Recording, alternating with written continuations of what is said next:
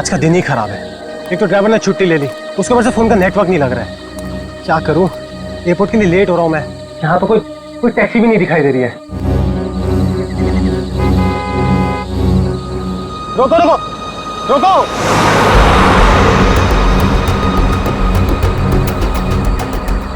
रोको रोको। माल है, कोई गाड़ी नहीं रुक रही। टैक्सी।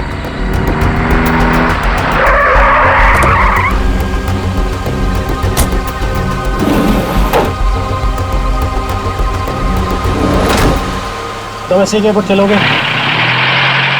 अरे अजीब आदमी है, कुछ तो बोलो।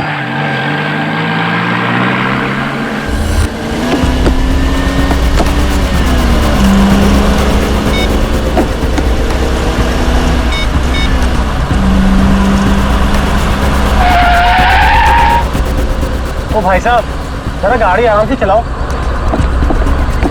मैं आपसे बात कर रहा हूँ। अरे ये कौन से रास्ते से ले जा रहे हो मुझे? एयरपोर्ट तो दूसरी तरफ है ना। रोको रोको गाड़ी, अभी के अभी गाड़ी रोको। लगता है तुम ऐसे नहीं मानोगे, अभी पुलिस को फोन करता हूँ।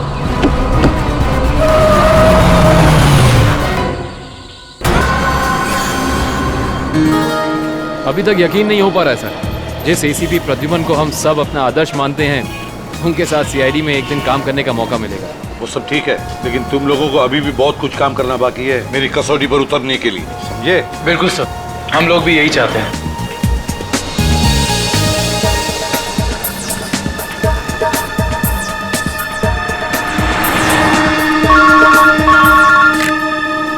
हेलो, एसीपी प्रद्युमन यहाँ।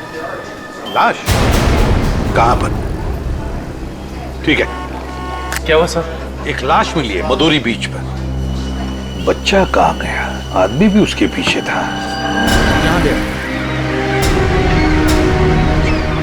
रख दो। सर कटी लाश,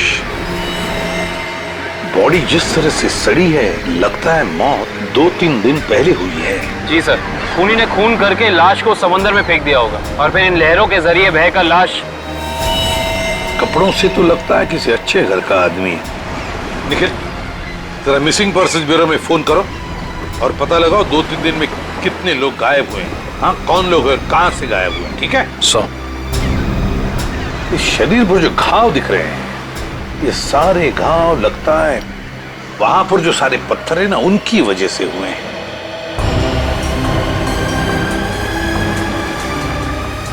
अरे जरा इधर आओ। हाँ साहब। एक बात बताओ, क्या यहाँ कोई ऊंचाई वाली जगह है जहां पर उस तरह के पत्थर हों? हाँ साहब, है ना। यहाँ से 5 किलोमीटर की दूरी पर ऐसी एक पहाड़ी है। 5 किलोमीटर की दूरी पर? ठीक है, थैंक यू। 5 किलोमीटर की दूरी पर पहाड़ी है। कभी नहीं, काम करो, इस लाश को फोरेंसिक लैब भेज दो और इस आदमी ने जो जगह बताई है वहां जाकर के अच्छी तरह से पूछताछ करो, पता लगा, देखो कुछ पता चलता है क्या। कोई ना कोई सुराग तो जरूर मिलेगा। Yes sir.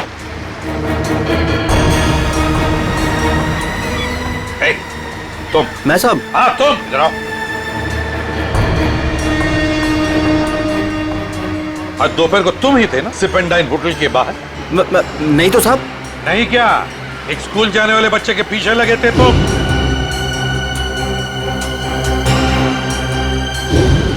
अच्छा, वो तो मेरा भतीजा चिंटू है सर। वो स्कूल नहीं जाना चाह रहा था ना, इसके लिए मैं उसके पीछे दौड़ रहा था। वो स्कूल नहीं जाना चाहता था, इसलिए तुम उसके पीछे दौड़े थे? जी सर। कहाँ रहते हो तुम? सर यहीं सामने एक चौल है, वहीं रहता हूँ सर। चिंटू होगा वहां पर? जी सर। चलो दिखाओ। आइए सर। सर यही हमारा चौल है। आइए सर, आइए इधर। सर यही है चिंटू। चिंटू बेटा, ये सीआईडी से एसीपी अंकल हैं, आपसे मिलने आए हैं। हेलो बोलो। हेलो। चिंटू, बड़ा प्यारा नाम है तुम्हारा। स्कूल जाते हो ना, पढ़ाई करते हो? अच्छा चिंटू बेटा, एक बात बताओ, तुम्हें क्या क्या पसंद है? तुम्हें मिठाई पसंद है या स्वीट्स पसंद है या चॉकलेट्स पसंद है या बिस्किट पसंद है? क्या पसंद है? चॉकलेट। चॉकलेट पसंद है? अरे बाप रे, अब तो मुसीबत हो गई। तुम्हें चॉकलेट कैसे दें? चलो कोई बात नहीं, कुछ जादू करके देखते हैं। आओ मंत्र जादू मंत्र छू मंत्र छू मंत्र छू। आ गया ना चॉकलेट, ये लो चॉकलेट चिंटू के लिए। अच्छा चिंटू, और एक बात बताओ, आज सुबह, मेरा मतलब 1-2 घंटे पहले जब तुम स्कूल जा रहे थे तो तुम MI रोड पर भागे जा रहे थे, है ना? क्यों भाग रहे थे? वो सर मैं बता रहा था ना, इसे स्कूल नहीं जाना था। आप जरा चुप रहिए, ये मुझे चिंटू बताएगा, है ना चिंटू?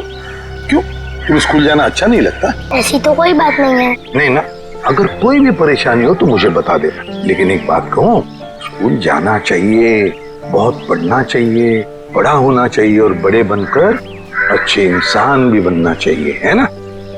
और चिंटू, तुम्हें जब भी कभी भी तुम्हारे इस ACP अंकल की जरूरत पड़े ना, तो मुझे मेरे इस कार्ड पर फोन करना, मैं तुरंत आ जाऊंगा। मैं चलो, गुड बॉय, बाय बेटा, बाय।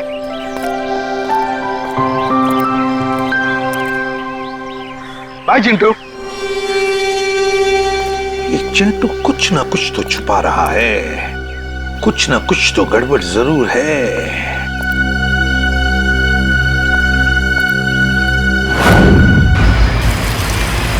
श्रेया गाड़ी रोको, 1 सेकंड रुको।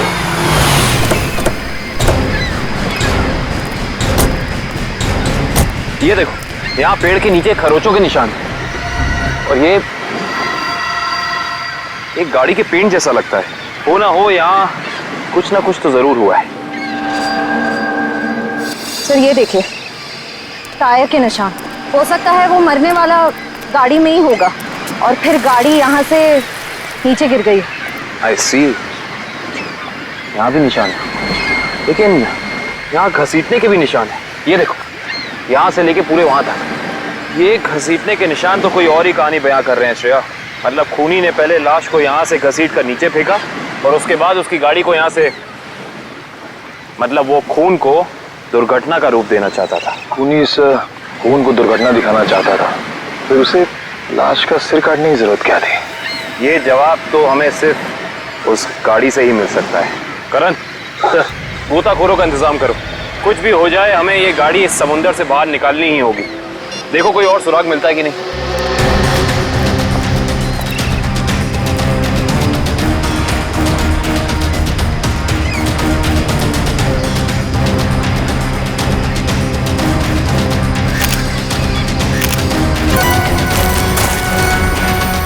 सर, आने के सर, वहाँ उस झाड़ी में ये जूता मिला सर।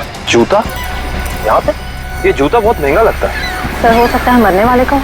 सही कह रही हो श्रेया, मतलब जब खूनी लाश को घसीट के नीचे फेंक रहा था तब यहाँ पेड़ों से अटक के ये जूता नहीं रह गया।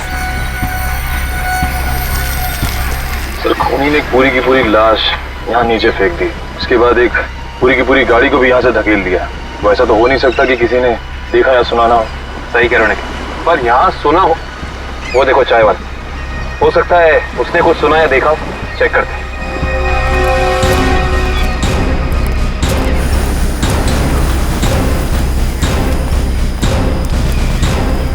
हम लोग CID से हैं। CID? हाँ, वो कल रात में यहाँ एक खून हो गया है पीछे ज्वाला रोड पे, उसके बारे में पूछताछ करनी थी। आप में से किसी ने कुछ देखा या सुना हो? ज्वाला रोड पे? नहीं साहब, हम लोग तो ज्वाला रोड पे जाते ही नहीं है। क्यों?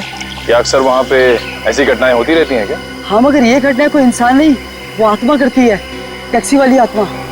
टैक्सी वाली आत्मा? हाँ साहब, सुना है एक आत्मा टैक्सी चलाती है जो भोले भाले इंसानों को गाड़ी में बैठाकर उन्हें मार डालती है।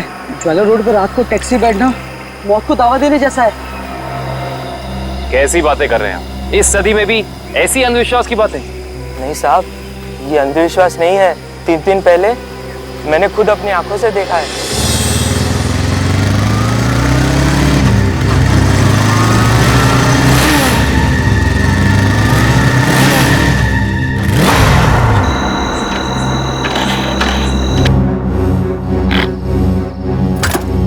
अभी तो पेट्रोल भरवाया था, ये क्या हो गया?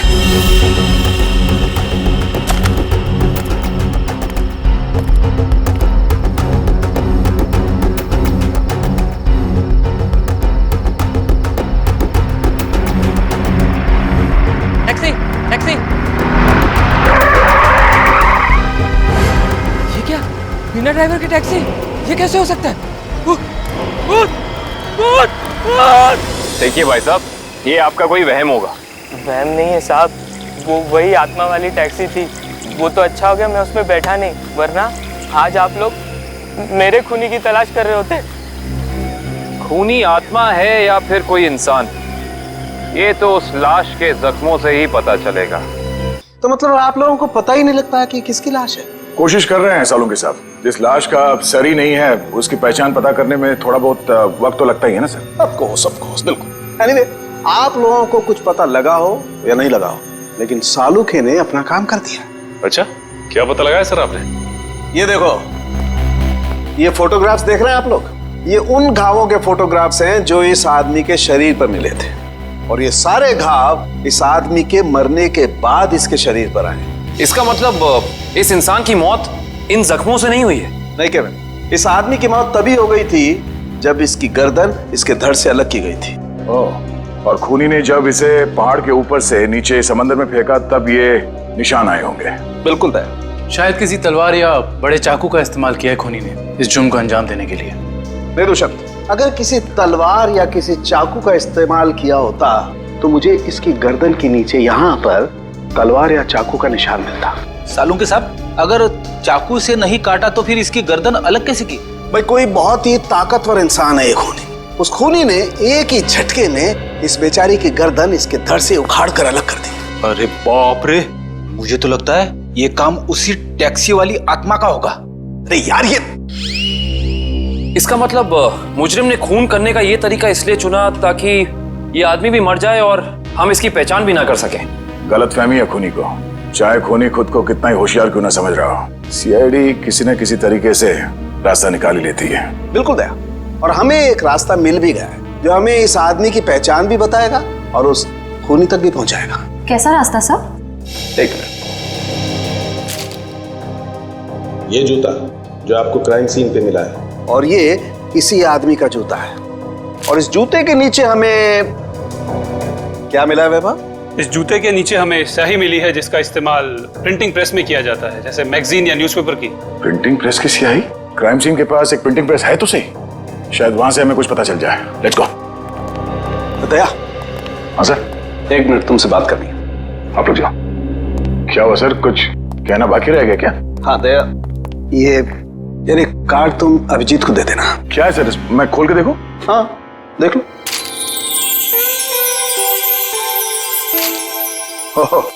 सॉरी का कार्ड? हाँ यार, वो एक्चुअली क्या है, पिछले केस में मैंने अभिजीत को कुछ ज्यादा ही उल्टा सीधा बोल दिया यार, so you know I am feeling. हाँ सर, ये बात तो है। कोई नहीं सर, हो जाता है कभी कभी ऐसा। नहीं यार, पर होना नहीं चाहिए। Abhijeet is very sweet, you know. तुम यार दे देना, कार्ड दे देना। सर ये काम आप खुद क्यों नहीं कर लेते? अरे नहीं यार दया, मैं उसके सामने ये सब बोल नहीं पाऊंगा यार। तुम मेरा इतना सा काम नहीं कर सकते यार दया। नहीं सर, आपका ये काम हो जाएगा। थैंक यू दया। कल तूने टीवी कार की रेस देखी यार? लाल वाली गाड़ी ने एकदम हवा से बातें कर। मुझे काली गाड़ी का ड्राइवर ना बहुत ज्यादा अच्छा लगा। बस 15 सेकंड पहले उसकी गाड़ी बिगड़ती नहीं ना, रेस तो वही जीतता। क्या बात है, लगता है आप लोगों को कार रेसिंग देखने का बहुत शौक है। थोड़ा बहुत है, लेकिन आप लोग कौन है? सीआईडी। सीआईडी? बोलिए सर, हम आपकी क्या मदद कर सकते हैं? आप लोग कोई ब्रोशर वगैरह छपवाना चाहते हैं क्या? जी नहीं, ऐसी कोई बात नहीं। हम लोग एक खून के सिलसिले में यहाँ पे आए हैं। खून? हाँ खून। दरअसल हमें यहाँ पास के समंदर में एक लाश मिली है जिसका सर कटा हुआ है। बाप रे। जी, और ये उसी लाश का जूता है जिस पर प्रिंटिंग प्रेस में इस्तेमाल होने वाली स्याही लगी है, और ये वही स्याही है जिसका इस्तेमाल आप लोग करते हैं अपनी अखबार छापने के लिए। हमारे यहाँ तो कोई इस तरह का जूता नहीं पहनता सर। पर शायद इस तरह का कोई आदमी आया हो 2-3 दिन पहले जिसने ऐसे जूते पहने हो। कुछ याद है तुम लोगों को? देखो, ध्यान से सोच के बताओ, और ये फोटो को ध्यान से देखो। इस तरह के कपड़े पहने थे उस टाइम, कुछ याद है? शुक्रवार के दिन कुछ लोग आए थे जिन्होंने इस तरह के कपड़े पहने हुए थे। अच्छा, कौन लोग थे ये? वीबिज कॉर्पोरेट्स करके एक कंपनी है जो हमारी इस प्रिंटिंग प्रेस को खरीदना चाहती है, इसी सिलसिले में। ओह, वीबिज कॉर्पोरेट।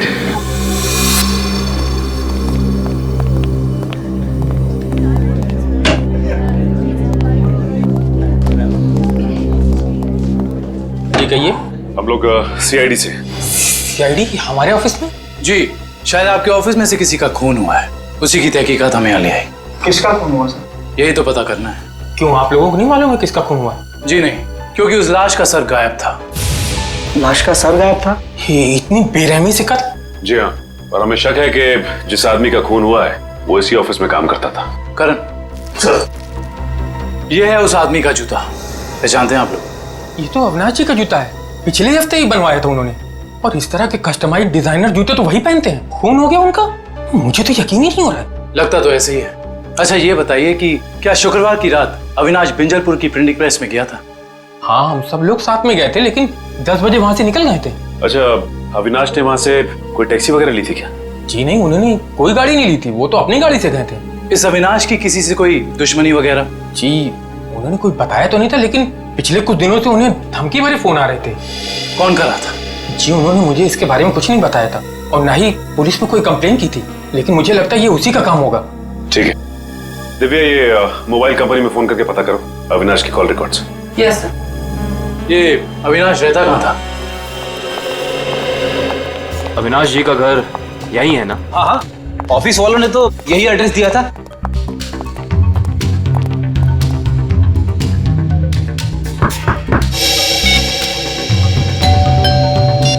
घर में कोई नहीं है क्या? लगता तो ऐसा ही है। अविनाश की पत्नी नेहा का भी फोन नहीं लग रहा। एक काम करते हैं, दरवाजा खोल देते हैं।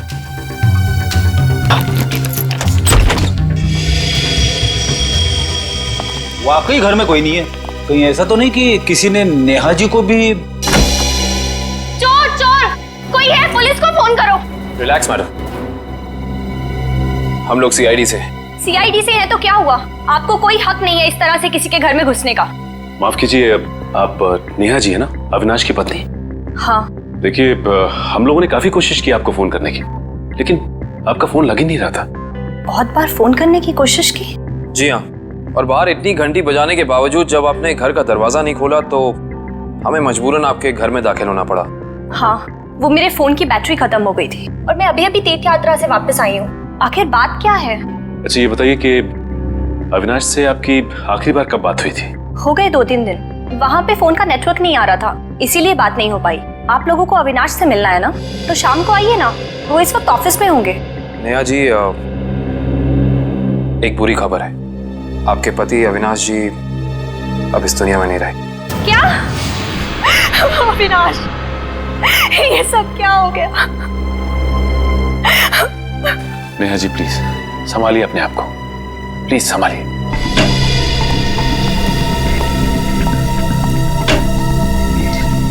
नेहा जी, अविनाश जी के ऑफिस वालों ने हमें बताया है कि पिछले कुछ दिनों से उन्हें धमकी भरे फोन आ रहे थे। आपको कुछ पता है इसके बारे में? नहीं, अविनाश ने मुझे इस बारे में कभी कुछ नहीं बताया।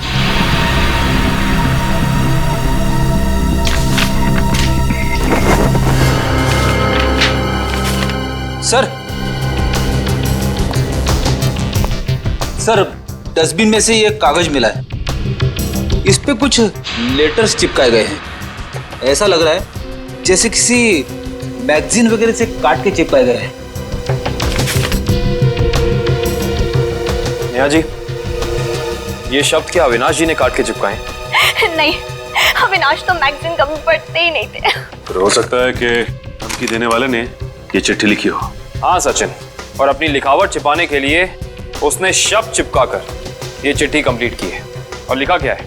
अगर मेरी बात नहीं मानी तो अपनी जान से हाथ धो बैठोगे। एक मिनट, बड़ी सफाई से चिपकाए।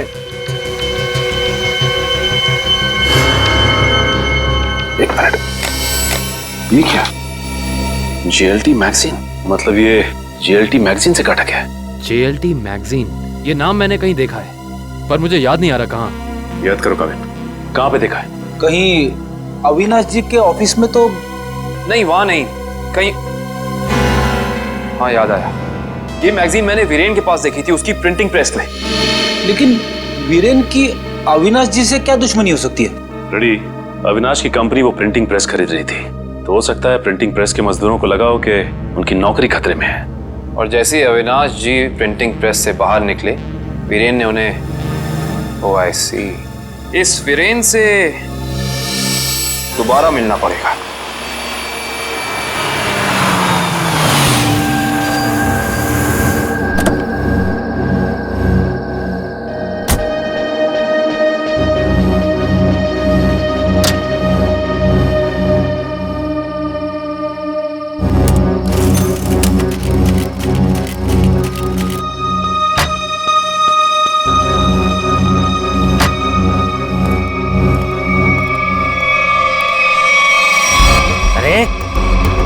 बदतमीजी है? चेहरे पे लाइट क्यों मार रहा है?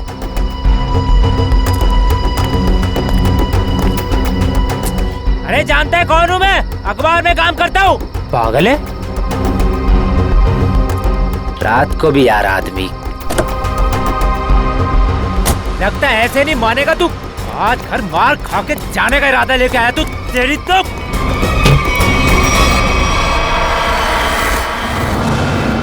कहाँ भाग गया?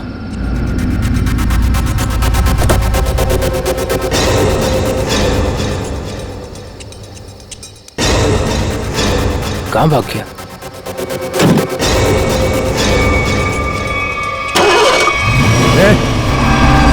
टैक्सी में तो कोई नहीं है, लेकिन अब स्टार्ट कैसे हो गई? मेरे ऊपर क्यों चला रहा है? बचाओ, लेके चला यार। रोकना, मेरे ऊपर रोक लो। बचा।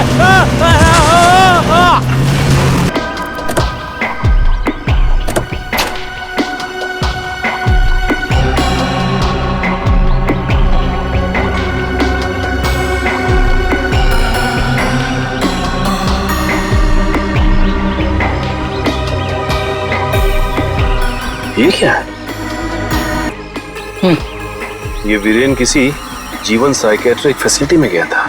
हो सकता है वीरेन वहाँ किसी साइकेट्रिस्ट से काउंसलिंग वगैरह करवा रहा हो। हो सकता है। Sir CCTV footage. देखते हैं सीडी में क्या है।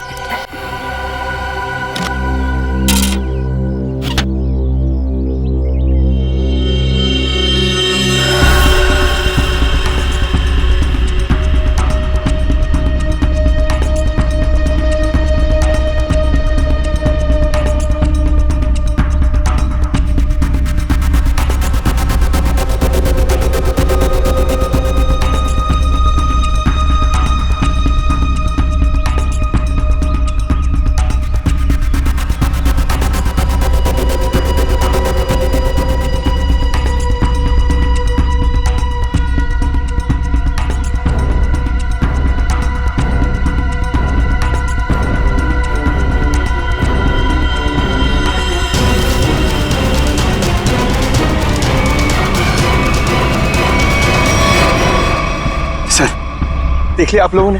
मैं कहता था ना, आत्मा वाली टैक्सी। जरा ड्राइवर सीट पे जूम इन करो।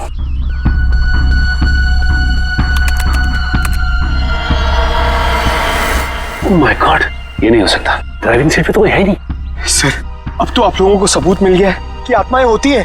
पंकज, ना तो आत्माएं होती हैं और ना ही कोई दूसरी दुनिया। ये कुछ और ही है, कुछ और ही।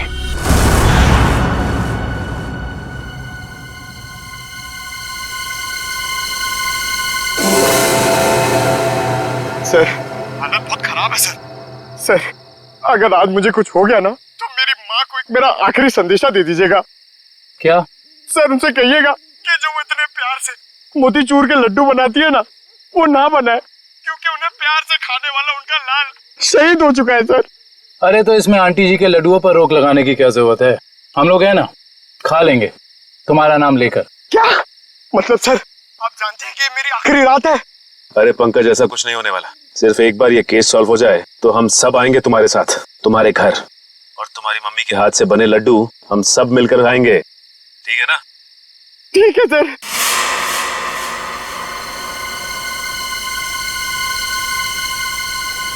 पंकज, शायद कोई आ रहा है। हे भगवान, सर,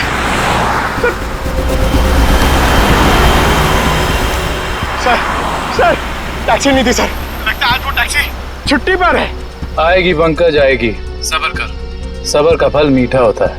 फल इतना भी नहीं मीठा होना चाहिए कि जान ले ले सर। पंकज, लगता है टैक्सी आ गई। टैक्सी! रुक जा, रुक जा, रुक जा।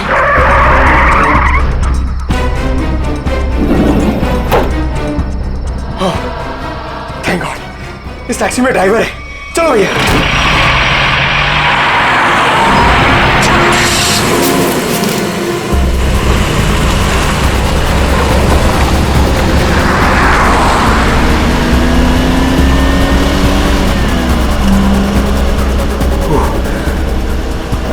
ये क्या है?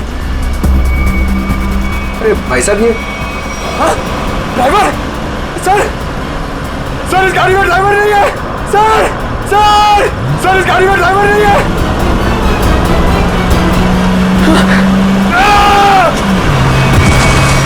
अरे ये पंकज टैक्सी से घुस गया। ओह माय गॉड, इसे चोट ना लगी। पंकज चलो देखते हैं कच्चा रास्ता कहाँ जाता है। शायद इसी कच्चे रास्ते पर आकर वो टैक्सी गायब हो गई। हाँ दुष्यंत, वैसे भी रास्ता काफी सुनसान है। अरे ये क्या? ये तो डेड एंड है।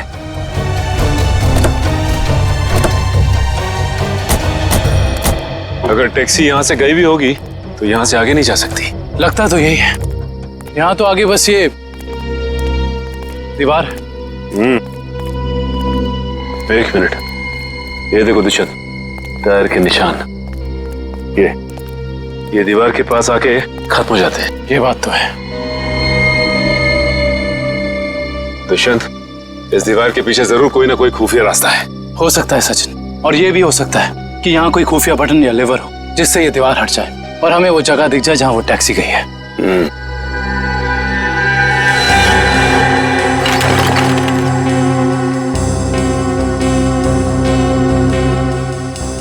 यहाँ तो कोई भी ऐसी जगह नहीं है जहाँ पे लिवर या फिर कोई बटन लगा हो।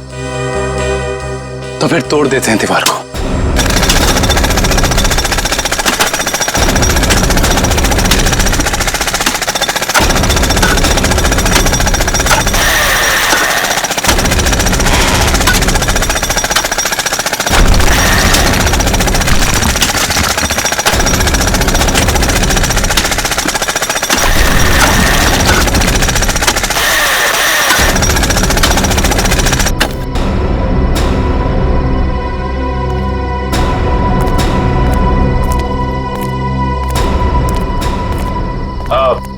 तुम लोग जा सकते हो। Thank you.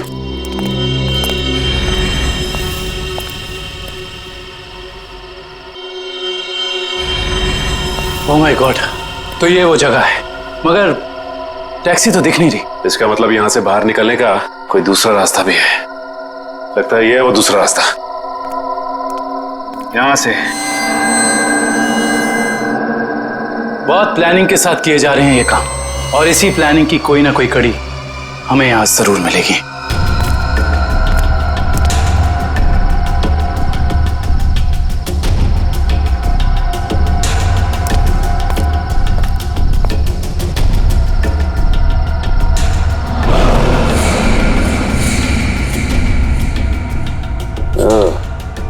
तो ये है रोबोट। ये देखो। ये देखा दुष्यंत, ये है वो रोबोट। लगता है उस आत्मा वाली टैक्सी का ड्राइवर यही है, रिमोट से चलने वाला। हाँ सचिन, और इसी रोबोट के बाजू का इस्तेमाल किया गया होगा अविनाश के सर को उसके शरीर से अलग करने में। एक मिनट, हाँ इसके हाथ पे यहाँ पे खून भी लगा हुआ है। अब इससे पहले कि ये खूनी अपना अगला मर्डर प्लान करे, पकड़ना होगा उसे। दोनों की मौत हो गई है। इन दोनों की मौत हो गई? जी हाँ, इन दोनों को किसी ने मार डाला है। डॉक्टर साहब, आप ये बताएंगे कि ये दोनों आपकी क्लिनिक में कुछ दिन पहले आए थे क्या? हाँ, हमारी क्लिनिक में एक मरीज है रीचा, उसी से मिलने आए थे। दोनों अकेले आए थे या साथ साथ? साथ आए थे। कह रहे थे कि दोनों दोस्त हैं और रीचा से उनकी पुरानी दोस्ती है। ओह, दोनों दोस्त थे। तो फिर वीरेन ने अविनाश का जूता कैसे नहीं पहचाना? इसका मतलब ये वीरेन हमसे कुछ छुपा रहा था। अच्छा, ये रीचा से मिल सकते हैं हम?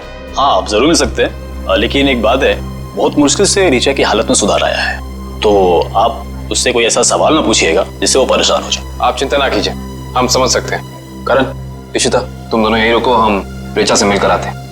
आइए।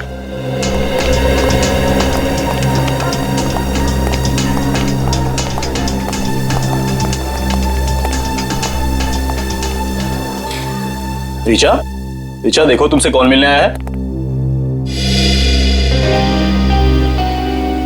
हेलो रीचा, मेरा नाम काविन है, ये सचिन है और ये फ्रेडी। हम तीनों सीआईडी के लिए काम करते हैं। सीआईडी? जी हाँ ऋचा जी, इन फोटोज को ध्यान से देखिए। इन्हें पहचानती हैं? ये आपके दोस्त अश्विन और ये वीरेन। वो ये दोनों कुछ दिन पहले आपसे मिलने आए थे ना? नहीं, देखिए ऑफिसर, मुझे नहीं लगता है कि ऋचा आपके सवालों का जवाब दे पाएगी। प्लीज डॉक्टर, खूनी तक पहुंचने के लिए हमारा ऋचा जी से बात करना बहुत जरूरी है। खूनी? हाँ ऋचा, खूनी। तुम्हारे इन दोनों दोस्तों का खून हो गया है। इसके बारे में कुछ बता सकती हो हमें?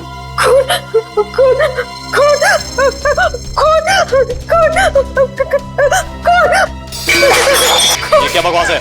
वो लड़की इस कमरे की चार दीवारी से बाहर नहीं निकलती, आप उसे खून के बारे में सवाल कर रहे हैं? Richa, come down. Nurse, please 7129 injection जल्दी लो, जल्दी लो इंजेक्शन। Richa, come down.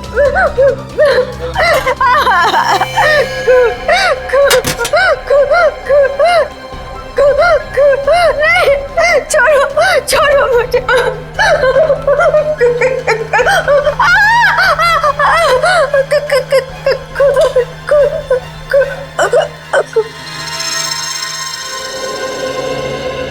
माफ कीजिएगा डॉक्टर साहब, हमारा ऐसा कोई इरादा नहीं था। Very sorry. देखिए ऐसी बात नहीं है, इस तरह के मरीज बच्चों की तरह होते हैं, इन्हें हर शब्द टोल मोल के बताना पड़ता है। डॉक्टर साहब, ये बात हम समझ सकते हैं, लेकिन एक बात तो तय है कि इन तीनों के अतीत की कोई ऐसी कड़ी है जो एक दूसरे से जुड़ी हुई है। इस केस से जुड़ी एक बहुत खास बात सामने आई है। कैसी बात? यही कि अविनाश, नेहा और ऋचा एक ही कॉलेज में पढ़ते थे और वीरेन भी पास वाले कॉलेज में ही पढ़ता था। ओह, मतलब ये सब पुराने दोस्त हैं? हाँ सर, और उस दौरान डाली नाम का एक सीरियल किलर कॉलेज के बच्चों का खून कर रहा था। और एक दिन इन चारों ने मिलकर पुलिस की मदद की और इस डाली को जेल भिजवा दिया।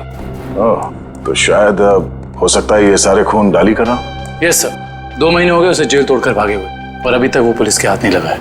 ये अविनाश और वीरेन तो मारे गए हैं, वो अगला शिकार या तो ऋचा है या फिर नेहा। श्रेया, इस ऋचा के क्लिनिक में फोन करो, उसे चौकन्ना रहने के लिए कहो, जल्दी। दुष्यंत, नेहा को फोन लगाओ, जल्दी।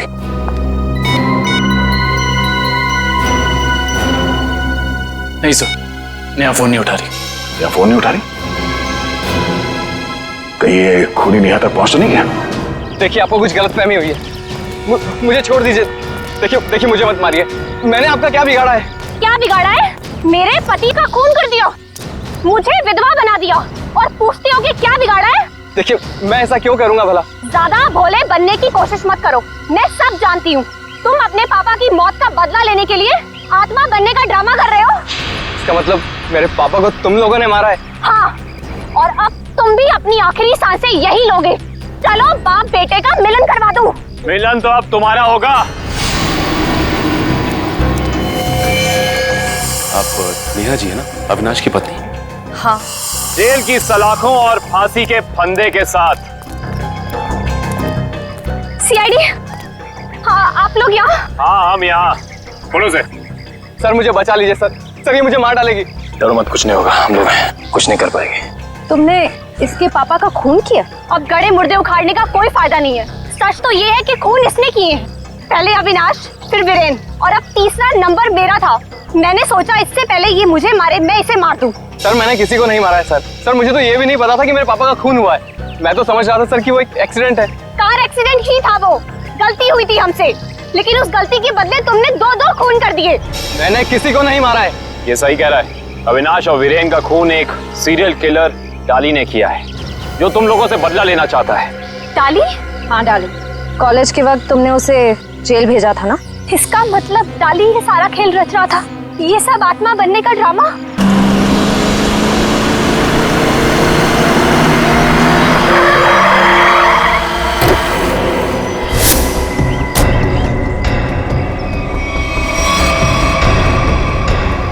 पापा, आप ये कैसे हो सकता है? वो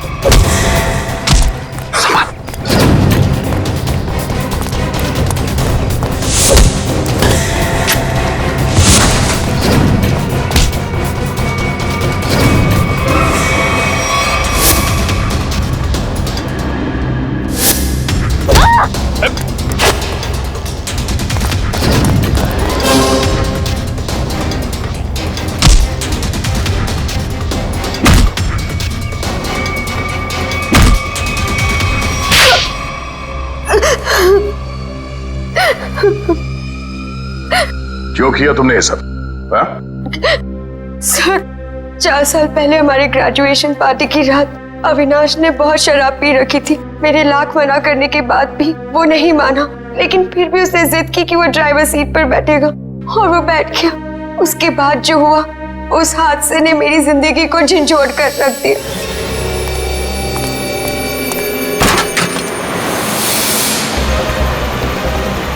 गाड़ी मुझे चलाने तो तुमने बहुत पी रखी है। डरो मत रिचा, पीने के बाद मैं और भी सेफ गाड़ी चलाता हूँ।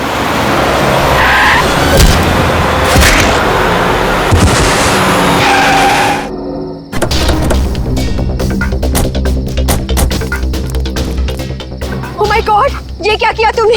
ये कैसे हुआ? ये तो मर गया।